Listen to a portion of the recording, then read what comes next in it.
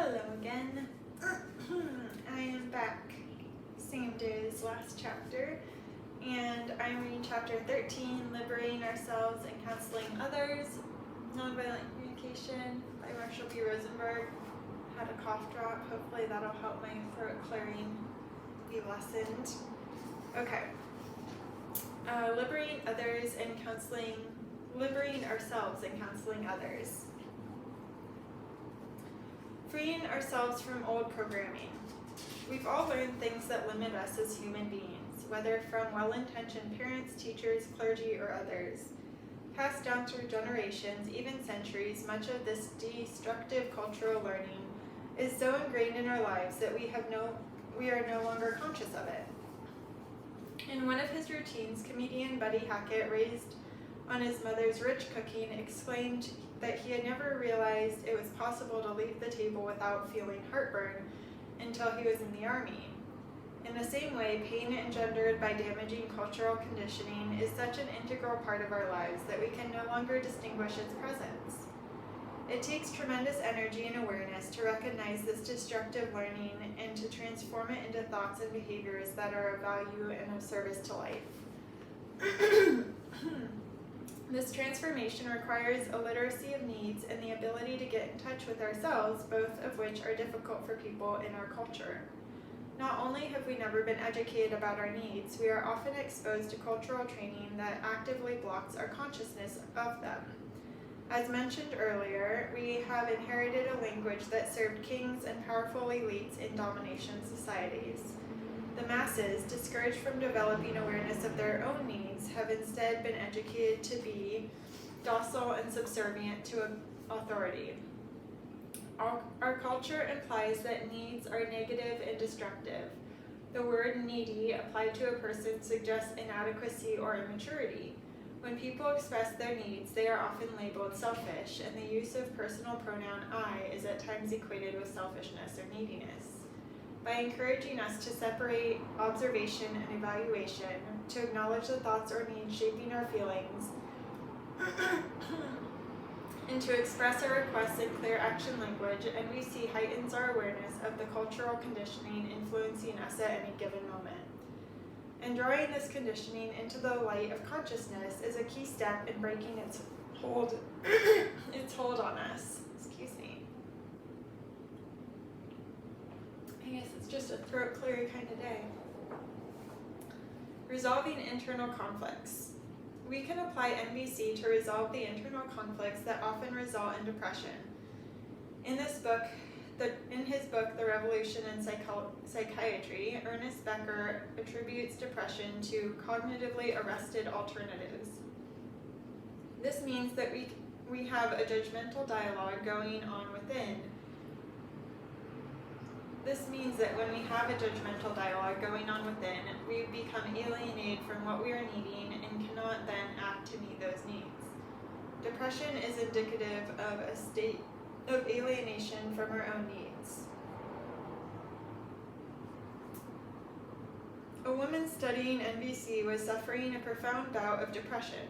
She was asked to identify the voices within her when she felt the most depressed and to write them down in dialogue form as though they were speaking to each other. These were the first two lines of her dialogue.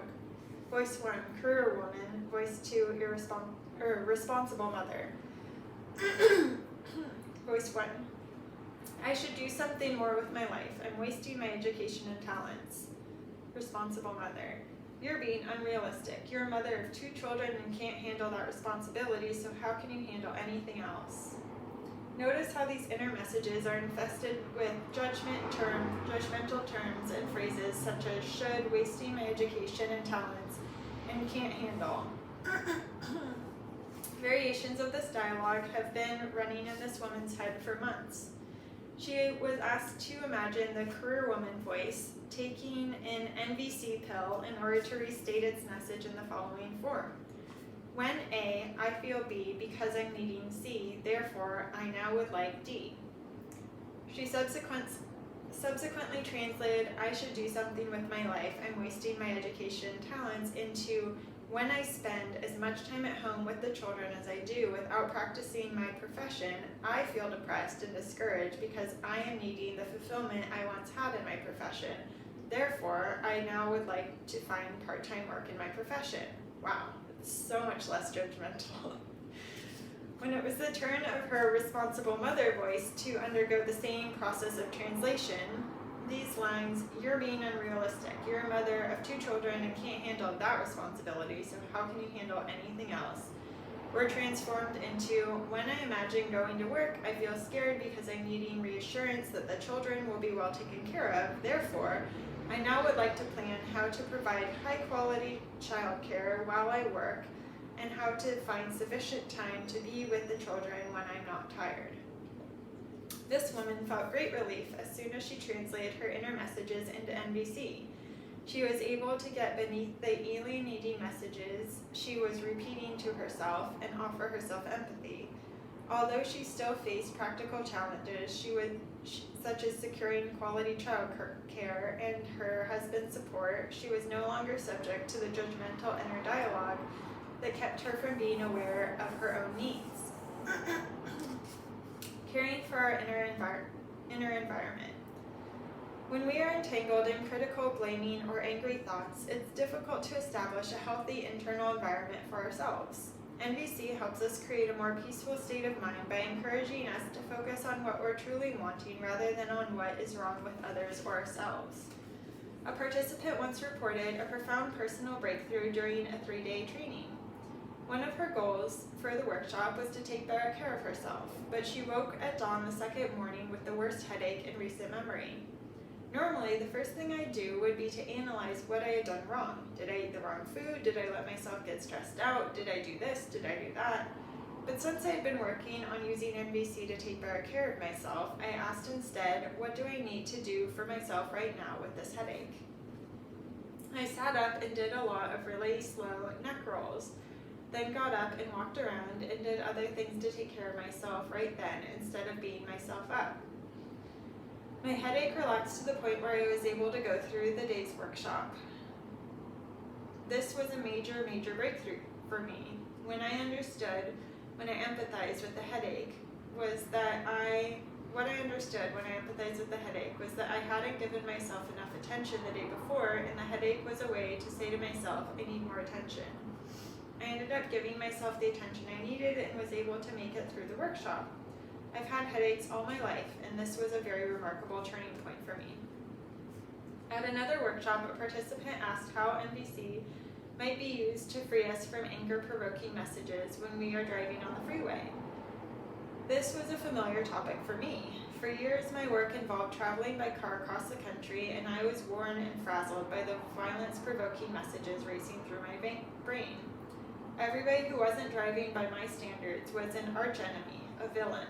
Thoughts spewed through my head. What the hell is the matter with that guy? Doesn't he even watch where he's driving? In that state of mind, all I wanted was to punish the other drivers, and since I couldn't do that, the anger lodged in my body and exacted its toll. Eventually, I learned to translate my judgments into feelings and needs and to give myself empathy. Boy, I am petrified when people drive like that. I really wish they would see the danger in what they're doing. Phew, I was amazed how I could create a less stressful situation for myself by simply becoming aware of what I was feeling and needing rather than blaming others. Later, I decided to practice empathy toward other drivers and was rewarded with a gratifying first experience. I was stuck behind a car going far below the speed limit and slowing down at every intersection. Fuming and grumbling, that's no way to drive. I noticed the stress I was causing myself and shifted my thinking instead to what the other driver might be feeling and needing. I sensed that the person was lost, feeling confused, and wishing for some patience from those of us following. When the road widened enough for me to pass, I saw that the driver was a woman who looked to be in her 80s and an expression of terror on her face. I was pleased that my attempt at empathy had kept me from honking the horn or engaging in my customary tactics of displaying displeasure toward people whose driving bothered me.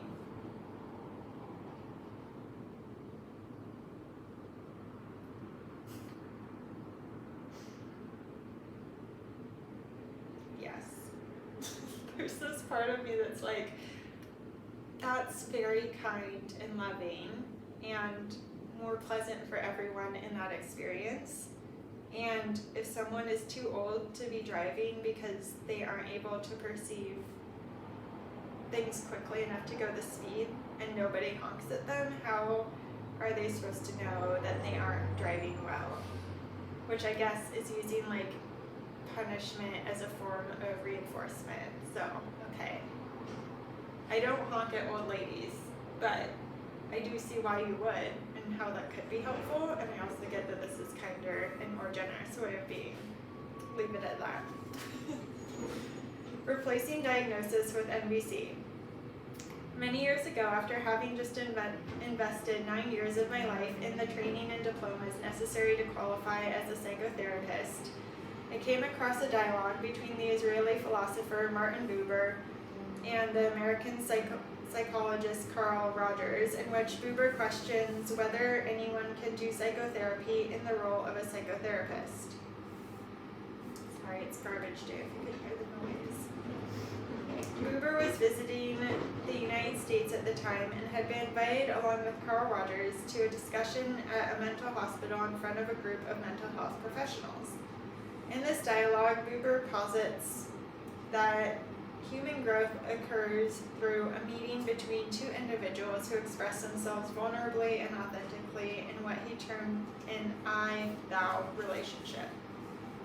He did not believe that this type of authenticity was likely to exist when people meet in the roles of psychotherapist and client. Rogers agreed that authenticity was a prerequisite to growth. He maintained, however, that enlightened psychotherapists could choose to transcend their own role and encounter their clients authentically.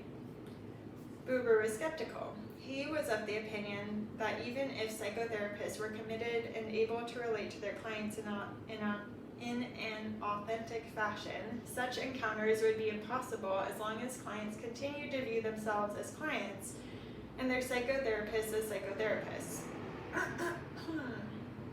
He observed how the very process of making appointments to see someone at their office and paying fees to be fixed dimmed the likelihood of an authentic relationship developing between two persons. This dialogue clarified my own long-standing ambivalence toward clinical detachment.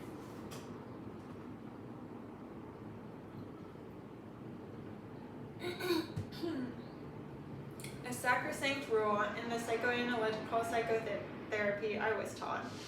To bring one's own feelings and needs into the psychotherapy was typically viewed as a sign of pathology on the part of a therapist. Competent psychotherapists were to stay out of the therapy process and to function as a mirror onto which clients projected their transferences, which were then worked through with the psychotherapist's help. I understood the theory behind keeping the psychotherapist's inner process out of psychotherapy and guarding against the danger of addressing internal conflicts at the client's expense. However, I had always been uncomfortable maintaining the requisite emotional distance, and furthermore believed in the advantages of bringing myself into the process. I thus began to experiment by replacing clinical language with the language of NVC. Instead of interpreting what my clients were saying in line with the personality theories I had studied, I made myself present to their words and listened empathically. Instead of diagnosing them, I revealed what was going on within myself. At first, this was frightening. I was worried about how colleagues would react to the authenticity with which I was entering into dialogue with clients. However, the results were so gratifying to both my clients and myself that I soon overcame any hesitation. Today, 35 years later, the concept of bringing oneself fully into the client-therapist relationship is no longer heretical, but when I began practicing this way, I was often invited to speak to groups of psychotherapists who would challenge me to demonstrate this new role. Once I asked by a large gathering of mental health professionals at a state mental hospital to show how MVC might serve in counseling distressed people. After my 1-hour presentation, I was requested to interview a patient in order to produce an evaluation and recommendation for treatment. I talked with the 29-year-old mother of 3 for about half an hour. After she left the room, the staff responsible for her care posed their questions. Dr. Rosenberg, her psychiatrist began, please make a differential diagnosis. In your opinion, is this woman manifesting a schizophrenic reaction, or is this a case of drug-induced psychosis? I said that I was uncomfortable with such questions. Even when I worked in a mental hospital during my training, I was never sure how to fit people into the diagnostic classifications. Since then, I had read research indicating a lack of agreement among psychiatrists and psychologists regarding these terms. The reports concluded that diagnoses of patients in mental hospitals depended more upon the school the psychiatrist had attended than the characteristics of the patients themselves. I would be reluctant, I continued, to apply these terms even if consistent usage did exist, because I failed to see how they benefited patients. In physical medicine, pinpointing the disease process that has created the illness often gives clear direction to its treatment, but I did not perceive this relationship in the field we call mental illness. In my experience of case conferences at hospitals, the staff would spend most of its time deliberating over a diagnosis. As the allotted hour threatened to run out, the psychiatrist in charge of the case might appeal to the others for help in setting up a treatment plan. Often this request would be ignored in favor of continued wrangling over the diagnosis. I explained to the psychiatrist that NVC urges me to ask myself the following questions rather than think in terms of what is wrong with the patient. What is this person feeling? What is she or he needing? How am I feeling in response to this person, and what needs of mine are behind my feelings? What action or decision would I request this person to take in the belief that I would enable them to live more happily? Because our responses to these questions would reveal a lot about ourselves and our values, we would feel far more vulnerable than if we were to simply diagnose the other person. On another occasion, I was called to demonstrate how MVC could be taught to people diagnosed as chronic schizophrenics. With about 80 psychologists, psychiatrists, social workers, and nurses watching, 15 patients who had been thus diagnosed were assembled on the stage for me. As I introduced myself and explained the purpose of MVC, one of the patients expressed a reaction that seemed irrelevant to what I was saying. Aware that he'd been diagnosed as a chronic schizophrenic, I succumbed to clinical thinking by assuming that my failure to understand him was due to his confusion. You seem to have trouble following what I'm saying, I remarked. At this, another patient interjected. I understand what he's saying, and proceeded to explain the relevance of the first patient's words in the context of my introduction. Recognizing that the man was not confused, but that I had simply not grasped the connection between our thoughts, I was dismayed by the ease with which I had attributed responsibility for the breakdown in communication to him. I would have liked to have owned my own feelings by saying, for example, I'm confused. I'd like to see the connection between what I'm saying and your response, but I didn't. But I don't. Would you be willing to explain how your words relate to what I said? With the exception of this brief departure into clinical thinking, the session with the patients went successfully. The staff, impressed with their patients' responses, wondered whether I considered them to be an unusually cooperative group of patients. I answered that when I avoided diagnosing people and instead stayed connected to the life going on in them and in myself, people usually responded positively. A staff member then requested a similar session be conducted as a learning experience with some of the psychologists and psychiatrists as participants. At this, the patients who had been on stage exchanged seats with several volunteers in the audience.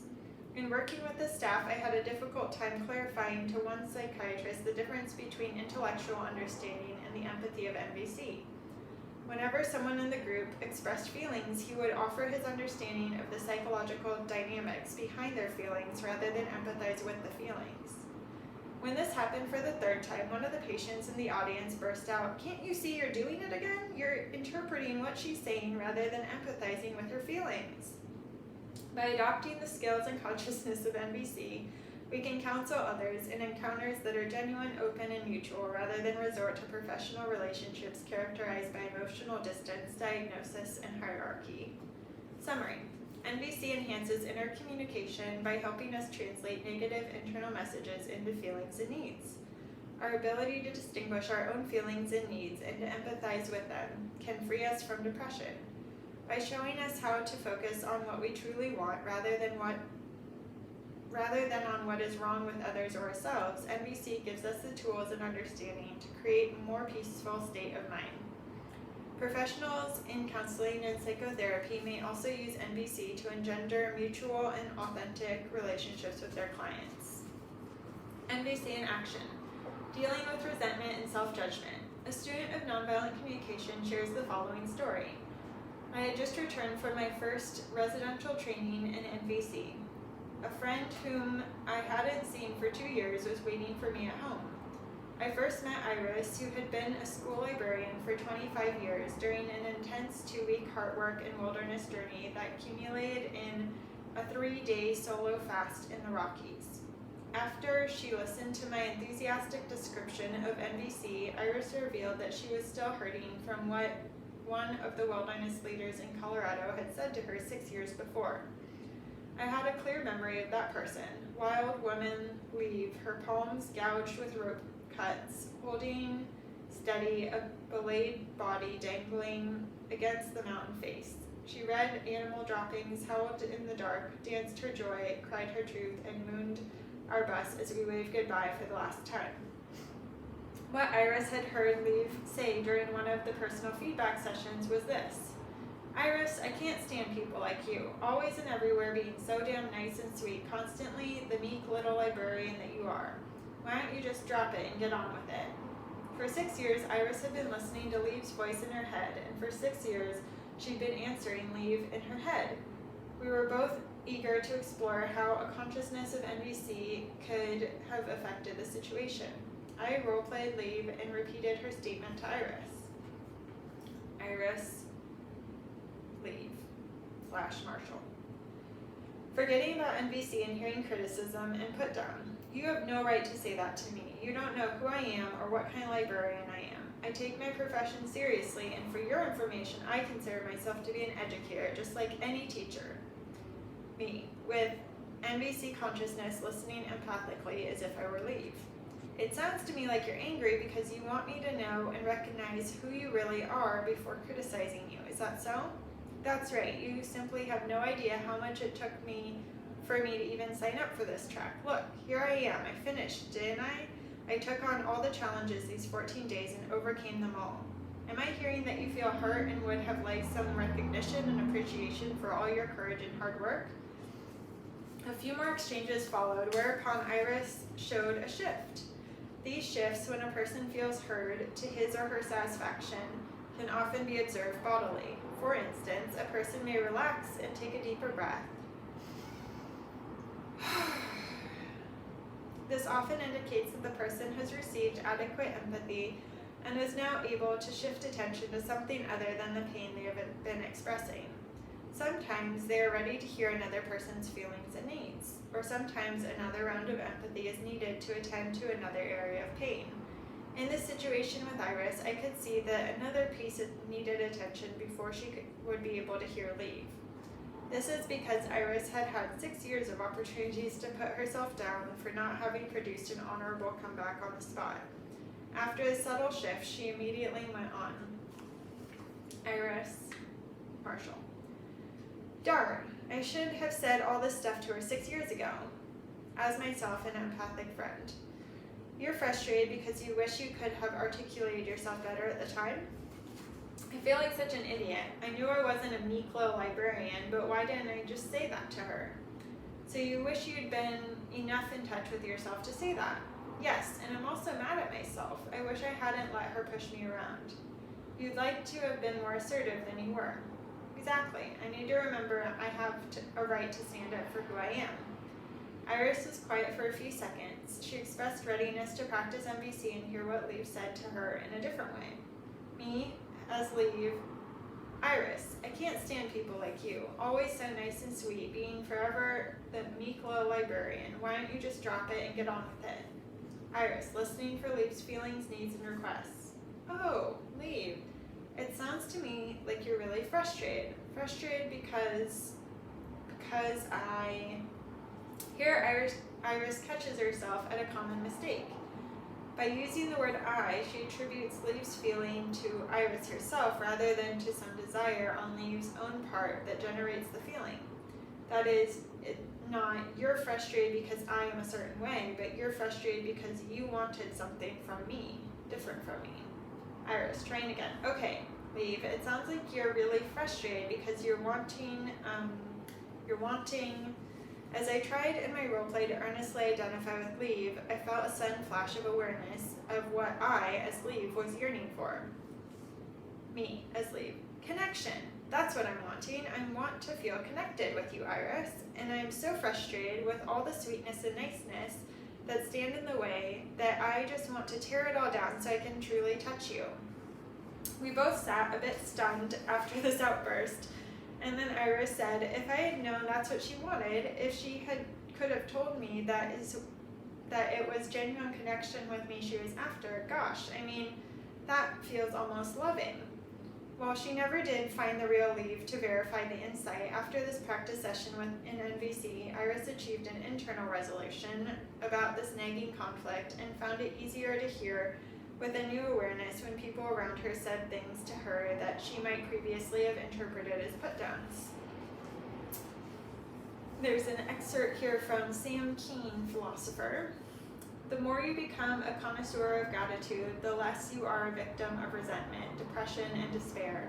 Gratitude will act as an elixir that will gradually dissolve the hard shell of your ego, your need to possess and control, and transform you into a generous being. The sense of gratitude produces true spiritual alchemy, makes us magnanimous, large-souled.